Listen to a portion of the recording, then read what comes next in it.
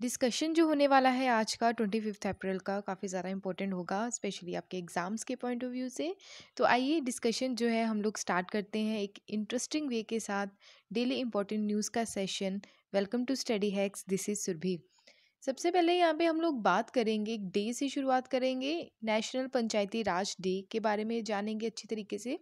National पंचायती राज day जो है, हम लोग अपनी कंट्री में पंचायती राज सिस्टम का जो हमारे ग्राउंड लेवल पे एक गांव के लेवल पे जो सिस्टम है, एक जैसे कम्युनिटी बेस्ड सिस्टम रहता है, उसी को ही हम यहाँ पे रिकॉग्नाइज करते हैं इस डे के चलते। एवरी ईयर हम 24 अप्रैल को ये डे सेलिब्रेट करते हैं। इस दिन क्या किया गया था, 1992 में दो अमेंडमेंट किए गए थे शेड्यूल 12 में। क्लियर।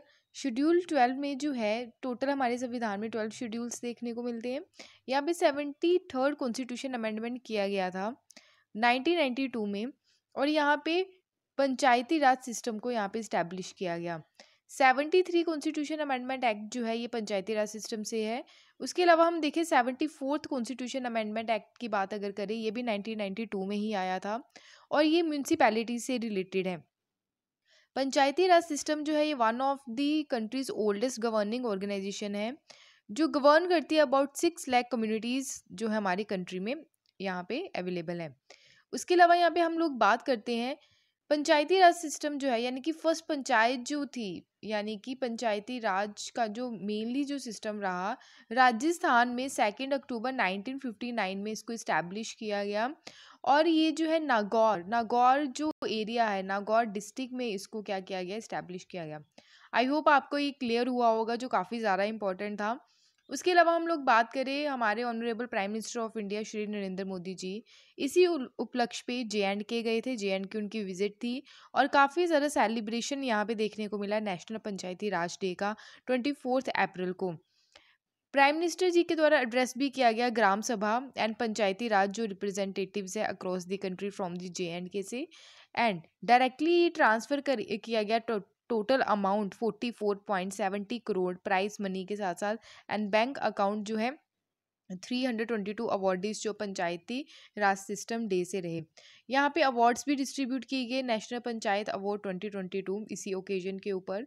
उसके अलावा हम लोग यहाँ पे देखें कि प्राइम मिनिस्टर श्री नरेंद्र मोदी जी के द्वारा यहाँ पे नेशनल पंचायत डे की क्या इम्पोर्टेंस है, ये सारी चीज़ें यहाँ पे डिस्कस की गई।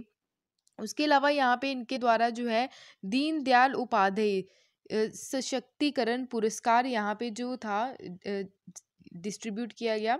उसके अलावा यहाँ पे नानाजी देशमुख राष्ट्रीय गौरव ग्राम सभा पुरस्कार डिस्ट्रीब्यूट किया गया।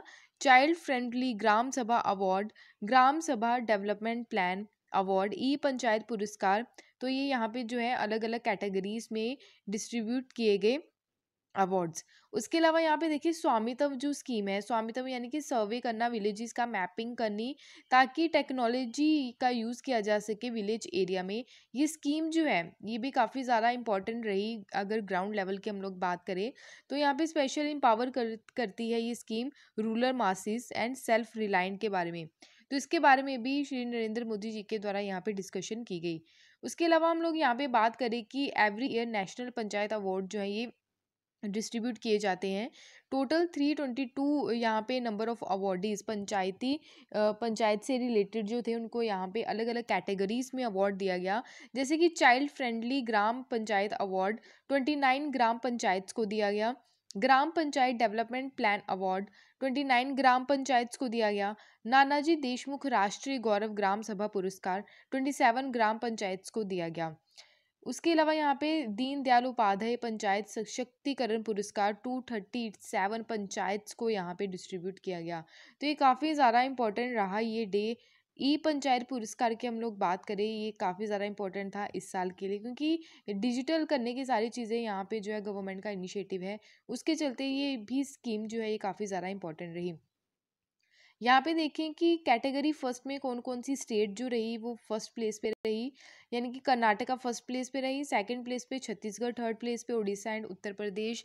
Winning state under category second की हम लोग बात करें तो फर्स्ट प्लेस में त्रिपुरा, सेकंड प्लेस में असम, थर्ड प्लेस में सिक्किम है।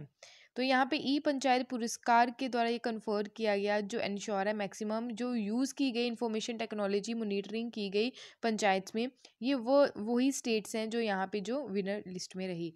आई होप आपको ये सारी चीज़ें क्लियर हुई होंगी। बढ़ते हैं नेक्स्ट डे की और। डे क्या है? वर्ल्ड मलेरिया डे, जो आज ही के दिन सेलिब्रेट किया जाता है 25 अप्रैल को, और ये WHO के द्वारा रिकॉग्नाइज किया गया डे। थीम इसकी काफ़ी ज़्यादा इंपॉर्टेंट है, harness innovation to reduce the malaria disease burden and save lives. तो ये आप लोगों को याद रखना है कब हम मलेरिया डे सेलिब्रेट करते हैं। मलेरिया एक ऐसी डिजीज़ है, एक मच्छर जनित बीमारी है। तो कौन से मच्छर से ये मलेरिया डिजीज़ जो है वो फैलता है, ये बताइएगा आप लोग, ये आपका क्वेश्चन है। बढ़ते हैं नेक्स्ट आर्टिकल की ओर। नेक्स्ट यहाँ पे जो बात की जा रही है कुरिल आइलैंड्स के बारे में। कुरिल आइलैंड एक डिस्प्यूटेड आइलैंड है जापान और रशिया के बिटवीन। अभी रिसेंटली ही जापान के द्वारा डिस्क्राइब किया गया है कि जो ये आइलैंड्स हैं, जो पार्टनरशिप जो है यानी कि ऑनरशिप जो है, डिस्प्यूट देखने को मिलता है रशिया के बिटवीन, जो इलीगली ऑक्यूपाई कर रखा है रशिया ने। लेटेस्ट वर्जन अगर देखें डिप्लोमेटिक ब्लू बुक का, डिप्लोमेटिक ब्लू बुक आखिर है क्या? डिप्लोमेटिक ब्लू बुक ये जापान का एनुअली रिपोर्ट है, जो जापान की फॉरेन पॉलिसी को दर्शाता है, और ये इंटरनेशनल डिप्लोमेसी पब्लिश की जाती है जापान की जो मिनिस्ट्री ऑफ फॉरेन अफेयर है। तो ये आप लोगों को याद रखना है। डिप्लोमेटिक ब्लू बुक कौन सी कंट्री से रिलेटेड है? That is Japan. और ये एवरी ईयर पब्लिश की जा रही है, कब से? 1957 से। तो ये आप लोगों को याद रखना है। रशिया के द्वारा ये जो आइलैंड्स है, कुरिल आइलैंड, जापान कहता है, ठीक है, यानी कि रशिया इसको कुरिल आइलैंड के नाम से जानता है, और जापान जो है नॉर्दर्न टेरिटरीज के नाम से जानता है।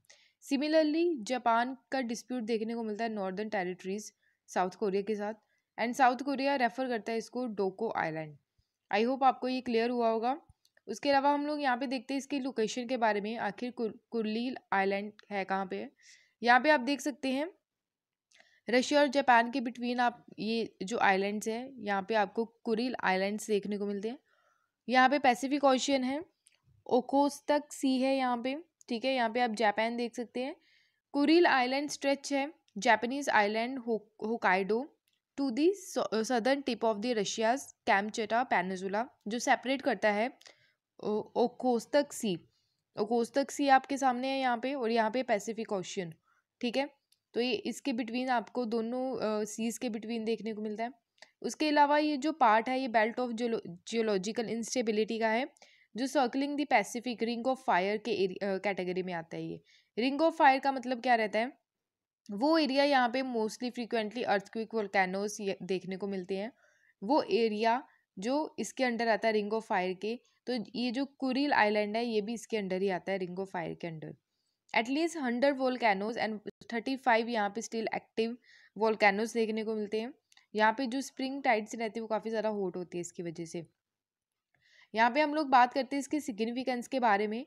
नेचुरल जो रिसोर्सेज है इस आइलैंड के सराउंडिंग है, यहाँ पे अगर नेचुरल रिसोर्सेज की बात करें तो रिच फिशिंग ग्राउंड्स यहाँ पे देखने को मिलता है, यानी कि यहाँ पे फिशेस की काफ़ी ज़्यादा स्पीसीज पाई जाती हैं इस एरिया में।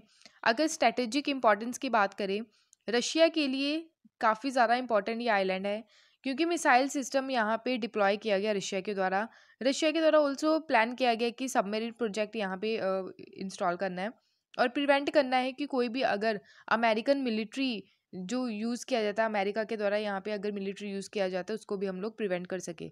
अगर कल्चरल इंपॉर्टेंस की बात करें तो जापानीज़ लोगों के लिए ये काफ़ी ज़्यादा इंपॉर्टेंट है, काफ़ी ज़्यादा महत्व रखता है जापानीज़ लोगों के लिए कल्चर के पॉइंट ऑफ व्यू से। यहाँ पे इमोशनली अटैच्ड हैं ये लोग इस आइलैंड के लिए। अगर इसकी हिस्ट्री के बारे में हम लोग जाने, ये काफ़ी ज़्यादा इंपॉर्टेंट है। यहाँ पे रशिया जापान की टॉक हुई थी कुरिल आइलैंड के लिए। कुरिल आइलैंड बहुत ईयर से, यानी कि बहुत सालों से 1855 से यहाँ पे जो डिस्प्यूट चलता आ रहा है। 1855 में ट्रीटी ऑफ शिमोडा साइन की गई थी। सदर्न कुरिल जो था, ठीक है, जापान का, और यहाँ पे जो जितना बाकी पार्ट बचा था वो रशिया को ट्रांसफ़र कर दिया गया। उसके बाद ट्रीटी ऑफ सेंट पीटर्सबर्ग यहाँ पे साइन की गई 1875 में। यहाँ पे जितना भी कुरिल का जो पार्ट था एक्सचेंज कर दिया गया, यानी कि रशिया जुरिडिक्शन के अंडर आ गया। 1905 में आफ्टर रशिया डिफीट जब हो गया रशियो जापानीज वॉर में, तो जापान ने फिर से इस आइलैंड के ऊपर अपना कंट्रोल कर लिया। उसके बाद 1945 में सोवियत यूनियन ने फिर से ऑक्यूपाई कर लिया Kuril chain and southern Sakhalin after the declaring war of the world war के बाद, ठीक है। उसके बाद 1955 में जापान ने फिर से रिनाउंस किया कुरील के लिए ट्रीटी ऑफ सैन फ्रांसिस्को, और साइन हुई ये वाली जापान एंड अलाइड पावर्स के बिटवीन। अब अलाइड पावर्स क्या होती है, ये हम सारी डिटेल में चीज़ें जानेंगे।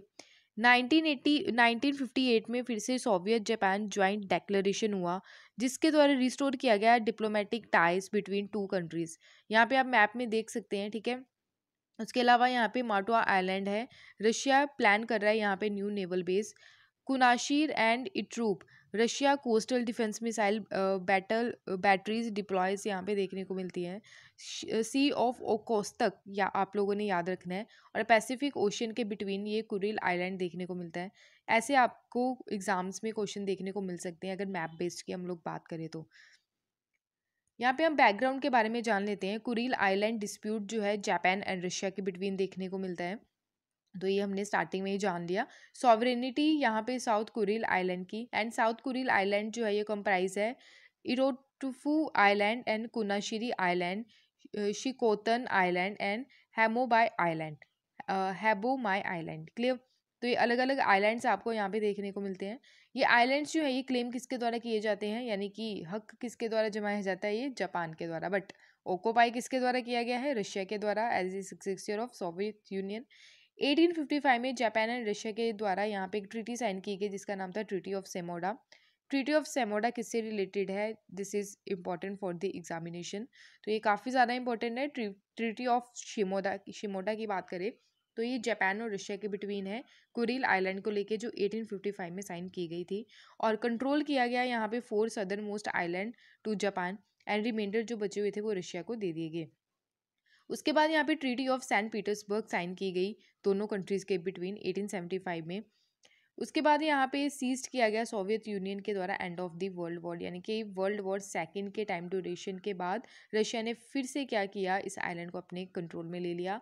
वर्ल्ड वॉर सेकेंड का टाइम ड्यूरेशन आप लोगों ने याद रखना है, 1939 से 1945 तक ये टाइम ड्यूरेशन रहा। वर्ल्ड वॉर फर्स्ट की बात करें तो 1914 से 1918 तक ये टाइम ड्यूरेशन रहा, क्लियर। आई होप आपको ये क्लियर हुआ होगा। उसके अलावा हम लोग बात करते हैं यहाँ पे 1985 में फिर से एक याल्टा एग्रीमेंट साइन किया गया और फॉर्मलाइज्ड किया गया 1951 में treaty of peace with Japan.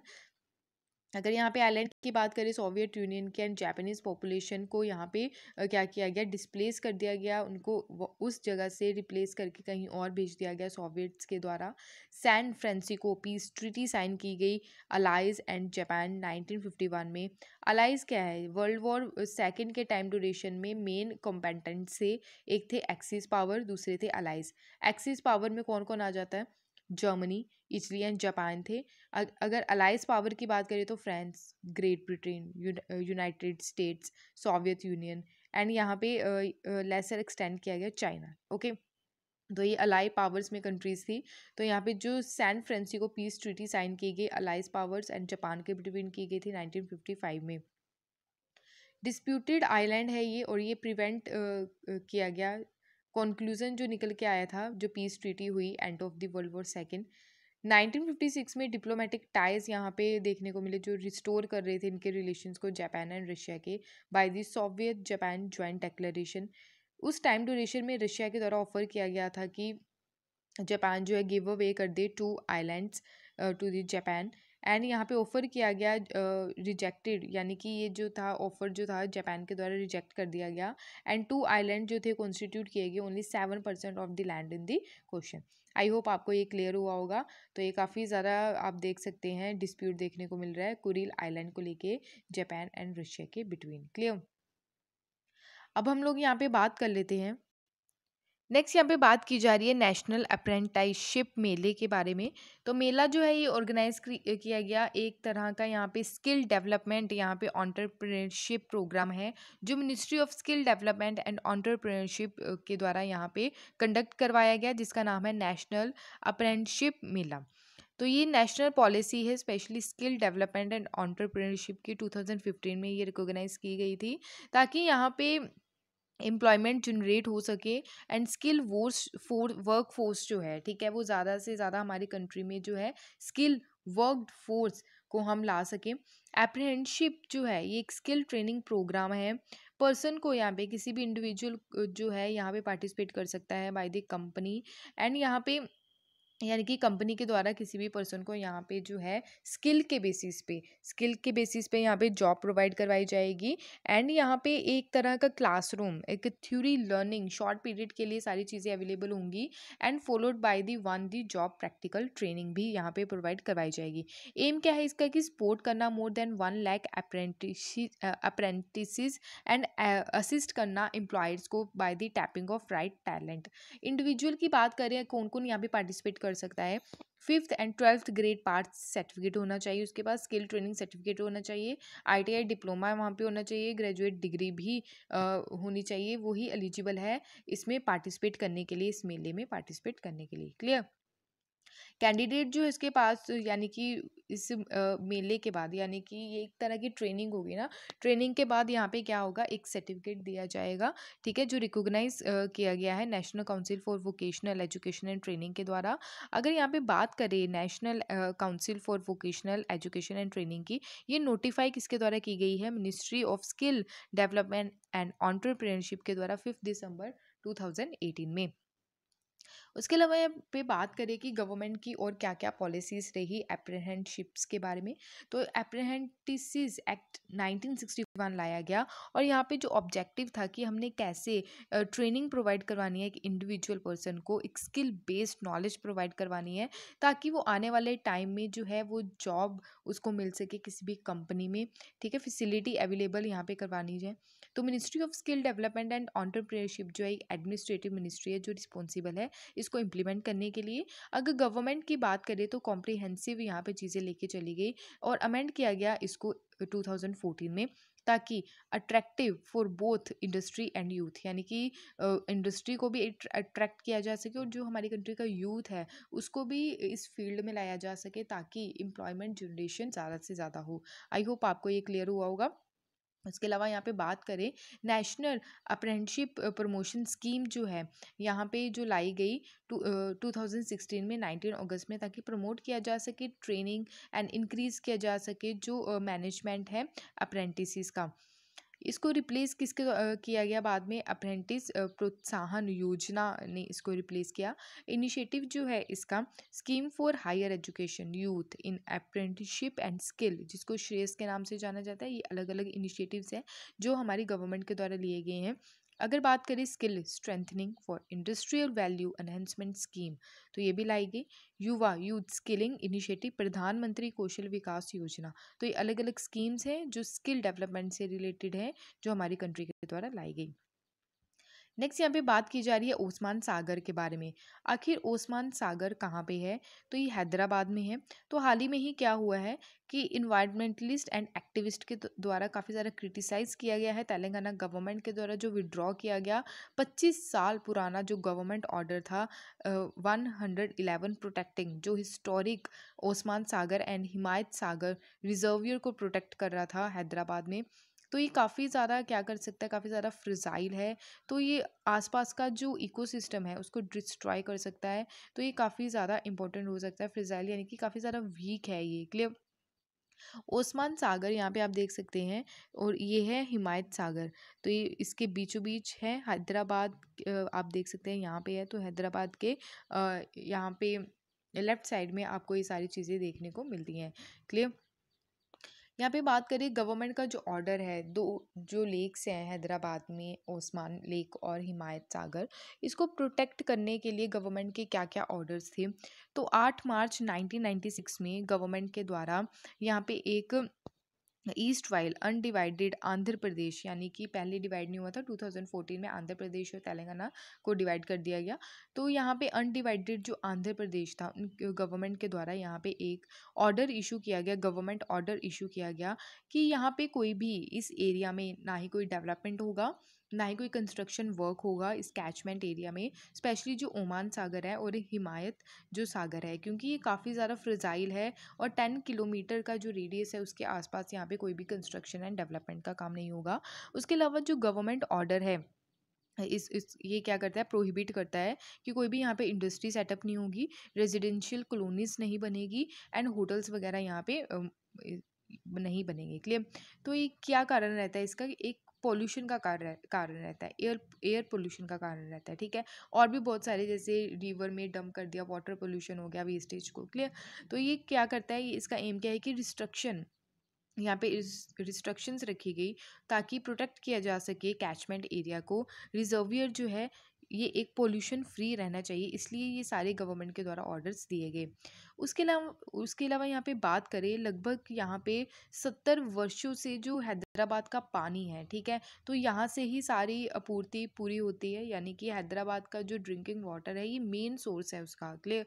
तो उसी समय शहर के लिए पीने के पानी का मुख्य स्रोत थी। क्लियर। 70 साल से ये सारी चीज़ें जो हैं ये होती आ रही हैं। When and why were these reservoir constructed, यानी कि कब और क्यों ये रिजर्वियर जो है ये कंस्ट्रक्ट करवाए गए। हैदराबाद को बाढ़ से बचाने के लिए कृष्णा की जो प्रमुख सहायक नदी मूसी है, यानी कि जो ट्रिब्यूटरी है मूसी रिवर किसकी है, ये कृष्णा नदी की है, जिसे मूसा और मुचकुंडा भी बोला जाता है। ठीक है। मूसा और मुचकुंडा कौन सी नदी को बोला जाता है, मूसी रिवर को, और ये किसकी ट्रिब्यूटरी है, ये कृष्णा रिवर की ट्रिब्यूटरी है। ठीक है। पर बांध बनाकर क्या किया गया, यहाँ पे जो फ्लड्स हैं, ठीक है, जिसको जलाशय बोला जाता है, उसका यहाँ पे क्या किया गया, निर्माण किया गया। उसके अलावा यहाँ पे बात करें हम लोग 1908 में जो सिक्स निज़ाम महबूब अली खान थे, 1869 से 1911 तक उनका जो रूल रहा, उसके दौरान यहाँ पे एक बड़ी बाढ़ के बाद यहाँ पे क्या किए गए, बांध बनाने का जो प्रस्ताव रखा गया था उनके द्वारा, जिसमें 15,000 से जो लोग थे वो मारे गए थे। उसके अलावा यहाँ पे बात करें कि झील जो है, यानी कि ये जो लेक्स है, अंतिम जो निज़ाम थे उस्मान अली खान के नाम से ये लेक का नाम रखा गया है, जो 1911 से 48 तक उनका रूल रहा। उसके दौरान ये क्या हुई, अस्तित्व में आई, यानी कि कंस्ट्रक्ट करवाया गया। उस्मान सागर जो है 1921 में और हिमायत सागर 1927 में बनकर रेडी हो चुका था। उस्मान सागर में निज़ाम का गेस्ट हाउस अब तक ये क्या किया गया है, विरासत में रखा गया है। विरासत भवन, यहाँ पे हेरिटेज बिल्डिंग अभी तक वहाँ पे आप देख सकते हैं। क्लियर। नेक्स्ट यहाँ पे बात करते हैं कि गवर्नमेंट के द्वारा विड्रॉ क्यों किया गया, जो गवर्नमेंट ऑर्डर है 111। यहाँ पे जो सिटी में अब पानी की जो आपूर्ति के लिए इन दो जो जलाशय पर निर्भर नहीं है और जल ग्रह क्षेत्र में विकास पर प्रतिबंधों को जारी रखने की कोई आवश्यकता नहीं है, यानी कि ये जो 70 ईयर्स से जो पानी की जो आपूर्ति थी, ठीक है, वो पूरी की जा रही थी, बट ये इसके ऑल्टरनेटिव और भी बहुत सारी चीज़ें आ गई हैं, इसलिए गवर्नमेंट ने ये सोचा है कि हम इसको क्या करें, गवर्नमेंट ऑर्डर को विड्रॉ करें। उसके अलावा यहाँ पे जो हैदराबाद का जो ड्रिंकिंग वाटर की रिक्वायरमेंट है ये काफ़ी ज़्यादा इंक्रीज हुई, 600 मिलियन गैलन्स पर डे। उसके अलावा यहाँ पे जो सोर्स है including Krishna river, other source यहाँ पे देखा जा सकता है कृष्णा रिवर का। क्लियर। जैसे कृष्णा नदी की सहित अन्य स्रोतों में खींचा जा रहा है।